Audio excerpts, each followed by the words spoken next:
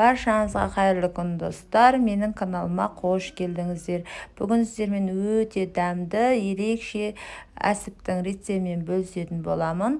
Ол үшін видеоны соңына дейін көріп, жаңадан көріп отырған көрермен болсаңыздар, тіркеліп алуды ұмытпаңыздар. Осындай қазақша каналдардың дамуына аз да болса өз үлестеріңізді қосып, және де пайдалы видеоларды өткізіп алмау үшін менің каналыма тіркеліп алуды ұмытпаңыздар. Осындай дәмді, өте ерекше болып шығады. Міндетті түрде менімен бірге жасап көріңіздер. Сіздерге де ұнайды деген сенімдемін. Қызыл бұрышымызды, қара бұрышымызды және де чесногымызды осылай ұсақтап турап қосып жібердім.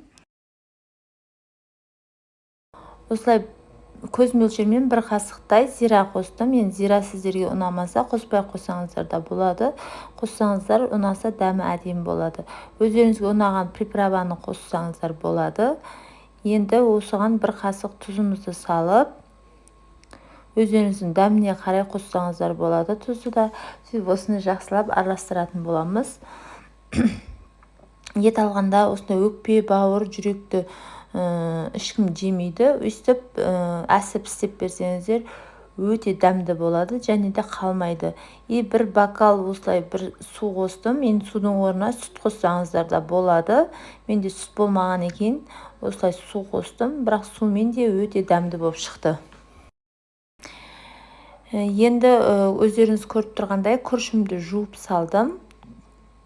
Оны да көз мөлшерменен қостым. Өздеріңіз көріп тұрғандай пиязымды, бір пиязымды осылай ұсақтап турап, оны да қосып жібердім. Енді осыны жақсылап араластырамыз. Міндетті түрде жасап көріңіздер. Видео ұнаса лайк басып, комментария жазып, тіркелмесеңіздер тіркеліп, осындай қазақша каналдардың дамуына аз да болса өз үлестеріңізді қоса кетіңіздер. Енді осылай ішек қажет болады. Ішек менікі сиырдың ішегі. Осыны жақсылап жуып тазалап алдым. Иісін кетіріп, ішек қарынын жуу видеосы менің каналымда бар. Видео бөліміне өтсеңіздер, сол жерде 5 минутта ішек қарын тазалайтын деген видео бар. Соны көріп, ішектеріңізді солай жусаңыздар болады. Енді осылай басын жақсылап байлап алатын боламыз. Міндетті түрде су ма, сүт па, сондай қоссаңыздар, сонда ішекке жақсылап тығылатын болады.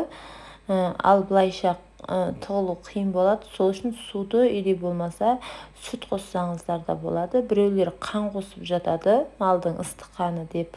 Оны көп адамдар жақтырмайды. Одан гөрі осылай су болмаса сүт қоссаңыздар болады.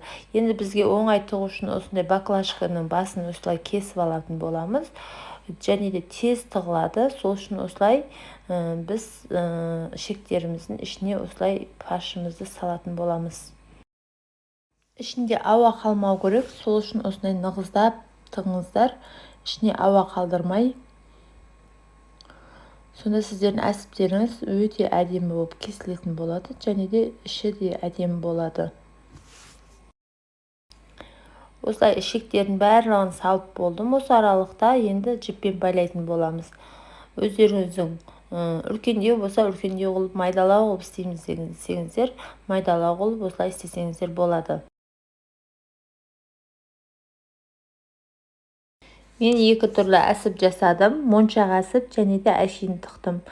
Моншақ әсібім осындай болды. Ал әшейін тыққанымды колбаса ұқсатып кесіп қоятын боламын. Өздеріңіз көріп отырғандай осындай әсіптерді тығып болдым. Осылай міндетті түрде ауасын осылай мұқият барлығының ауасын шығарып шығыңыздар.